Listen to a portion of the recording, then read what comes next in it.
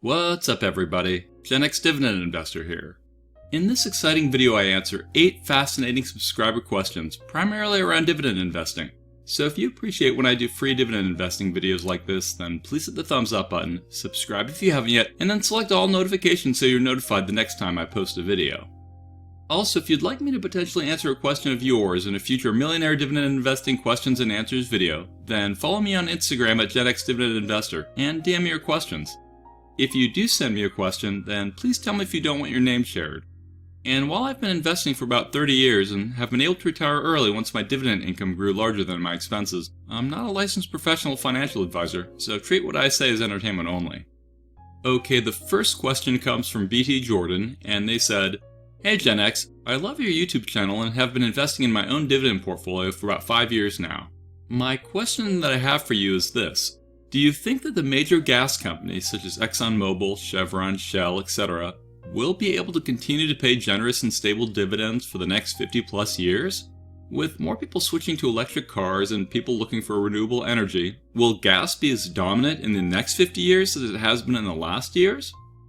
Howdy BT Jordan, thanks for the question and congrats for investing. No, I don't think it will be as dominant, but will it be enough to pay generous and stable dividends for the next 50 years? That's a more challenging question, which I'll attempt to answer. But first, did you ever notice that it's spelled Gen EX and not Gen X? Do you see the double meaning? I'm both part of Generation X, but I'm also an ex-dividend investor, aka Gen X. And no, I don't really invest based on the ex-dividend date, but I still like to play on words. Anyways, let's dig into your question.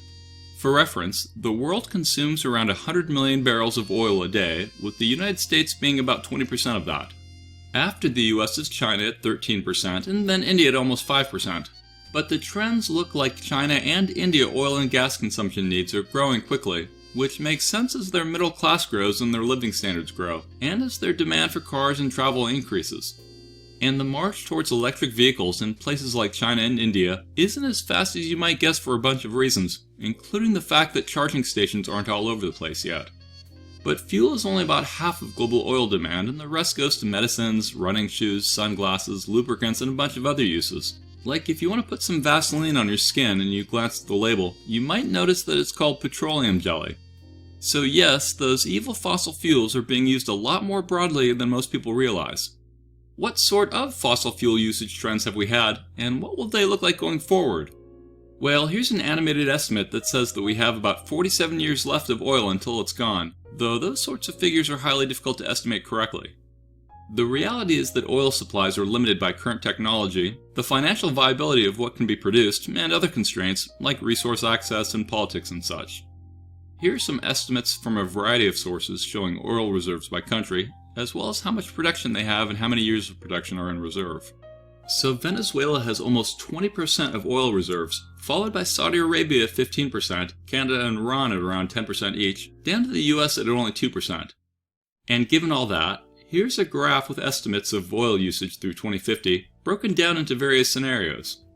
So the y-axis is millions of barrels a day, and you can see that before the pandemic we were consuming about 100 million barrels a day around the world, and then the pandemic hit and consumption fell to around 85 million barrels a day. Then you can see 3 lines that represent a low, medium, and high bar of oil consumption over the next 30 years.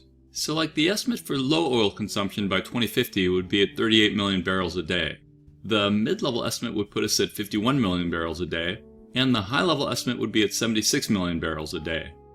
So much lower than we are today, but still being used a lot 30 years from now. And then here's some estimates from Shell of coal, oil, gas, and bioenergy consumption trends from 2000 until 2100. This estimates oil decreasing, but still prevalent around 70 years from now. Do these estimates have bias in them? Yeah, but honestly they look reasonable to me, and if they're kinda accurate then that means that the major oil companies will still be making money. I could see some consolidation happening where we end up with fewer major players taking bigger pieces of a smaller pie. At the same time, it's important to realize that those companies are run by management teams that are aware of global trends, so they're pushing into new revenue streams such as carbon capture. But they also may face some potential big litigation risks from things like climate change. All that being said, my guess is that oil companies will be able to pay dividends for the next 5 decades, though I could be wildly wrong, so I don't have my kids' personal portfolios in oil, but I do have around 12% of my personal portfolio in energy stocks, and that's a level of risk I'm comfortable with. And those are some of the reasons why you can get higher dividend yields with oil, and other things sometimes help depress oil stock prices, like increasing negative sentiment towards fossil fuel companies. Generally speaking, the higher the yield, the more risk there tends to be, and the more you need to dig into things, which leads me to the next subscriber question. This one comes from General Solution, who asks, is it a good idea to invest in Zim shipping for the long term to collect dividends? So let's look up what Zim is on Seeking Alpha, which is the first place I normally go for information on stocks. It says Zim Integrated Shipping Services provides container shipping and related services in Israel and internationally. It provides door-to-door and port-to-port transportation services for various types of customers. It operates a fleet of 150 vessels, and the company was incorporated in 1945. If we look at its 3-year stock graph, we see that prices spiked up and then came back down, and today it's about where it started. It only shows 3 years because Zim started trading on the New York Stock Exchange in 2021.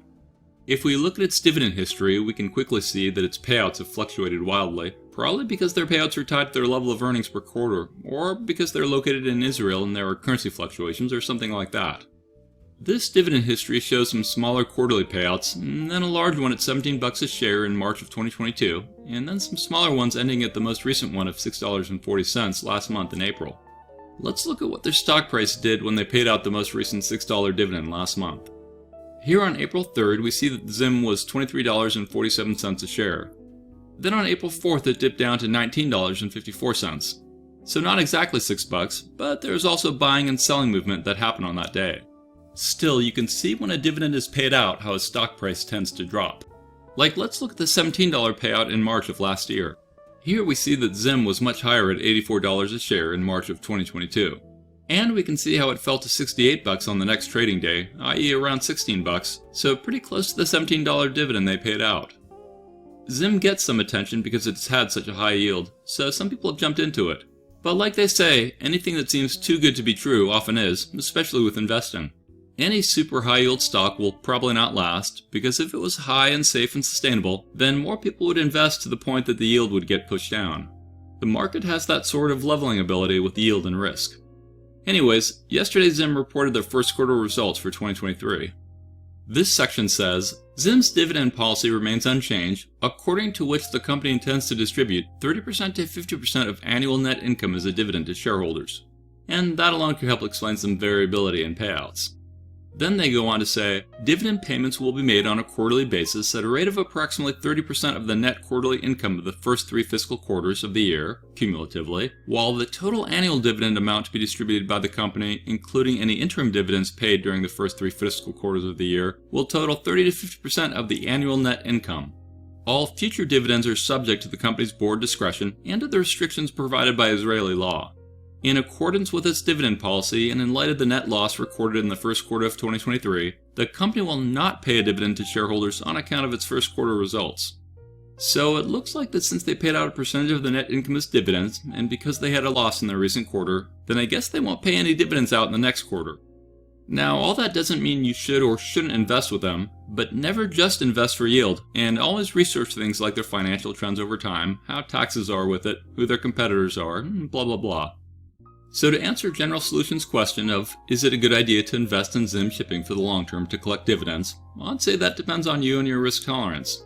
I'm someone who goes for more conservative investments that have longer track records of increasing dividend payments, so while I'd pass on something like a Zim, that doesn't mean you can't make money on it.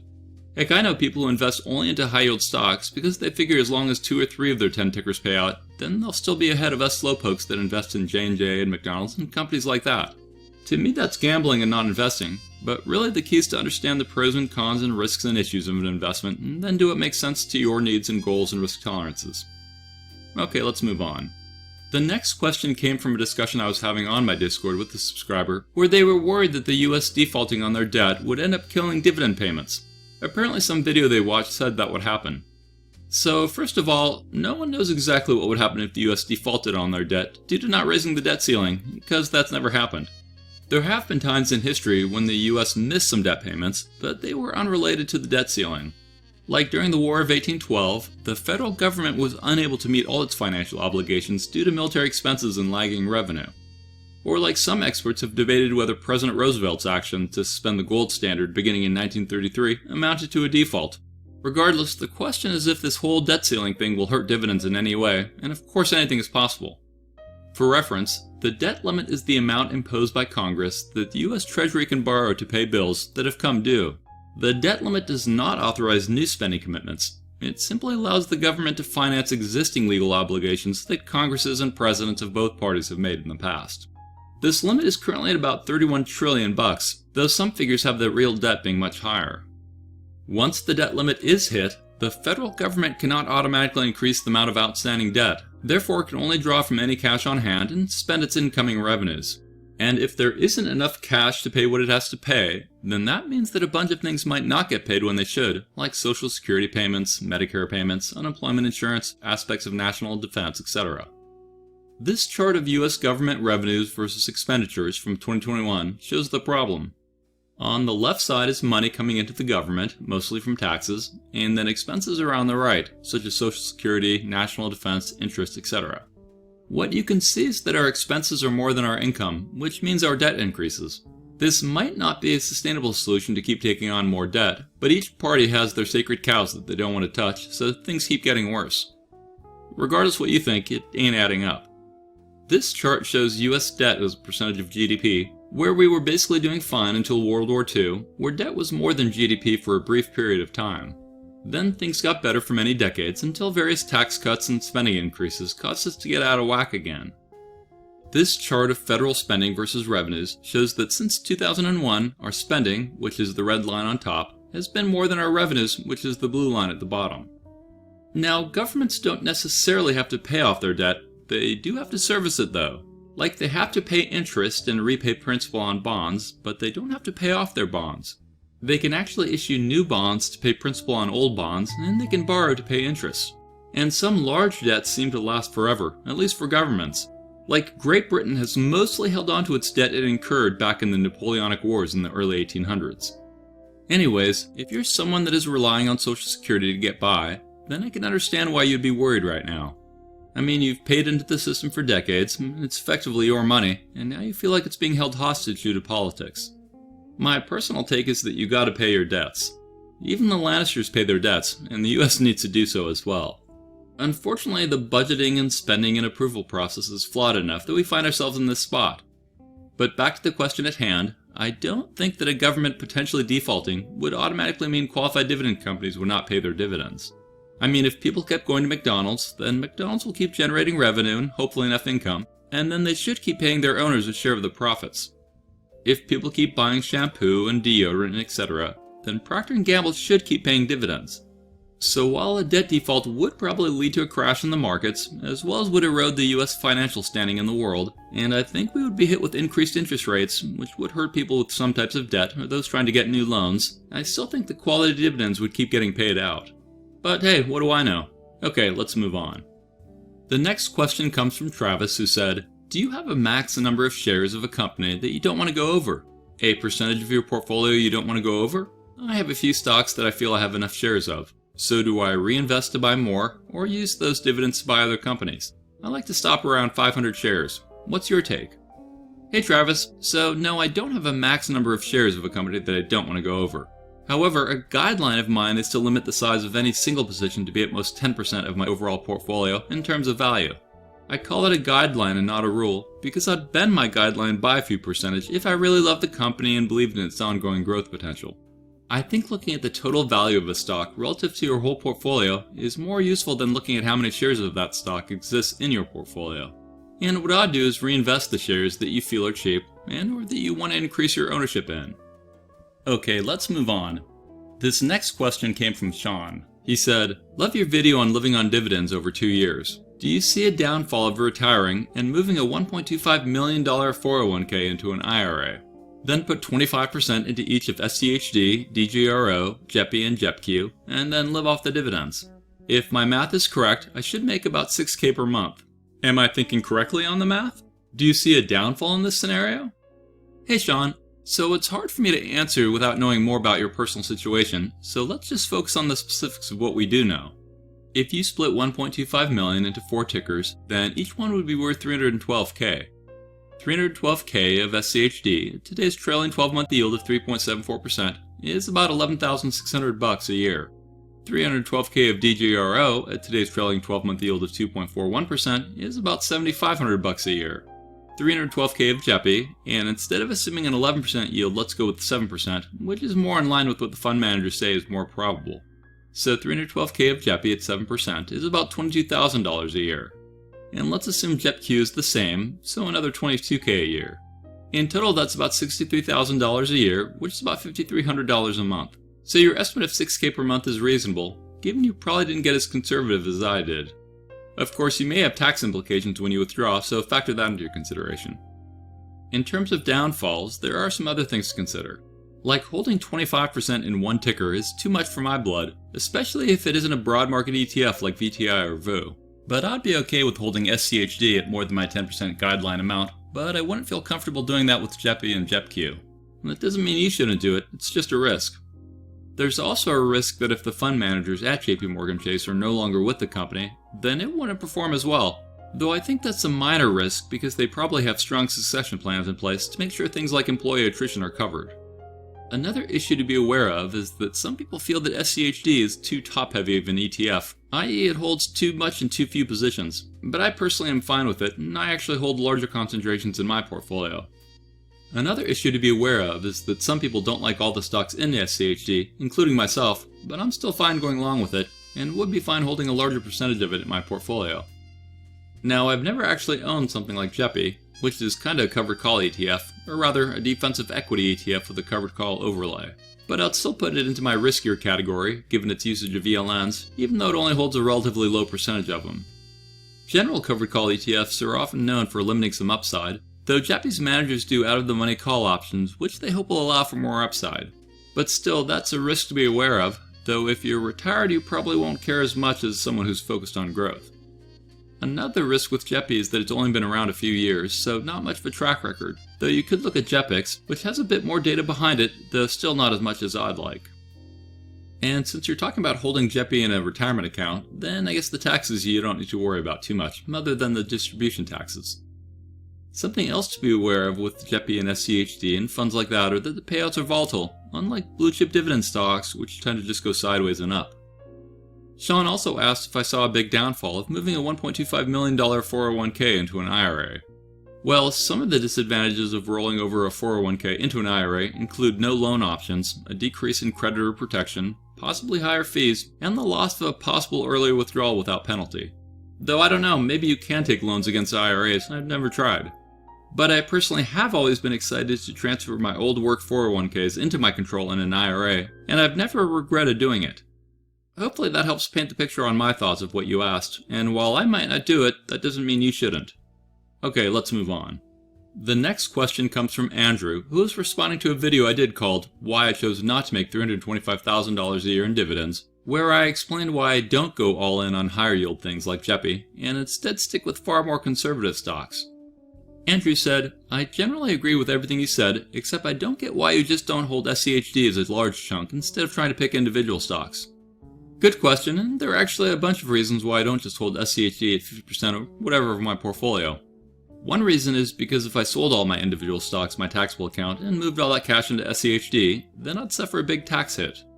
Reason 2 is because I found that I'm more motivated to own individual companies versus baskets of companies, and that motivation has helped keep me investing over 3 decades through very tough times. 3 is because I can tailor my portfolio to my desires. Like I can nudge the yield up if I want, or I can get to a category I want, or I can have the sector composition I want, etc., that I can't do with managed ETFs. Yet another reason I don't go all in on SCHD is because I'm not a fan of every single SCHD position, and if I were going to hold a very large percentage of it, then I'd prefer to like all of them. Still, I wouldn't be opposed to own more than I do now. Okay, let's move on.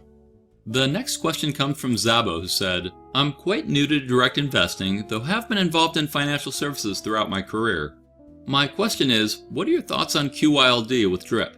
Curious as to your overall thoughts, as well as your thoughts of using it as a pension to draw from after 10 years, and also your thoughts of somebody at the age of 69 moving some money into QYLD, say 80k to 100k, from an investment that is currently paying 5% per year in perpetuity. Hey Zabo. So I'm not too impressed with what I see from QYLD. Check out this total return chart on Seeking Alpha that shows stock appreciation plus dividends comparing the SP 500 to QYLD.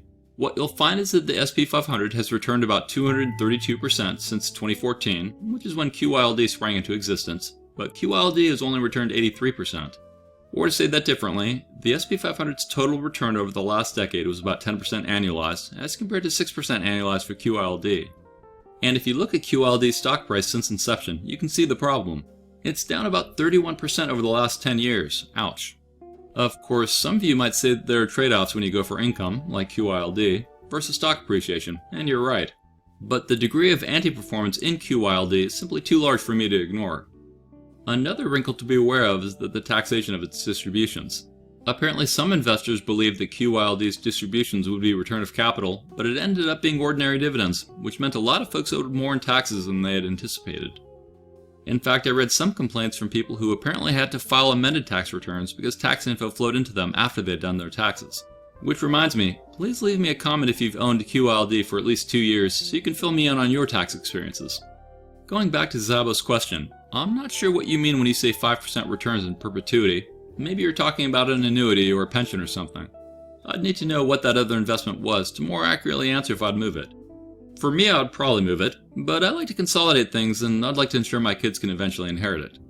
For example, I have a pension plan coming to me in the future, but I actually reached out to that pension plan to ask if they would pay me out a lump sum right now, as I'd rather have a small amount of cash that I can control, rather than a larger lump sum in the future tied to a pension that I can't control and can't pass on to my kids. But I'm not you, and it might make more sense for you to hold on to that 5% in perpetuity thing. Anyways, that's my take on it. Let's move on. The last question came from someone who asked to remain anonymous. They shared a bunch of personal details about themselves, so I'll just summarize things a bit. Basically, he was talking about his job and how it seems the more cutthroat people were seen as more important and were considered more valuable in his company. He also mentioned that he was thinking of starting a TikTok account, but was worried about how that'd be perceived, and he doubted that anyone would watch him even if he started one. Bottom line, he asked for my feedback. So first of all, thanks for asking, I appreciate it. I've always told my kids that one of the most important things in life was to be nice and kind to everyone. I encourage you to reflect on the fact that it's nice to be important, but it's more important to be nice. But hey, I don't work where you work, so it's hard for me to really understand what you mean.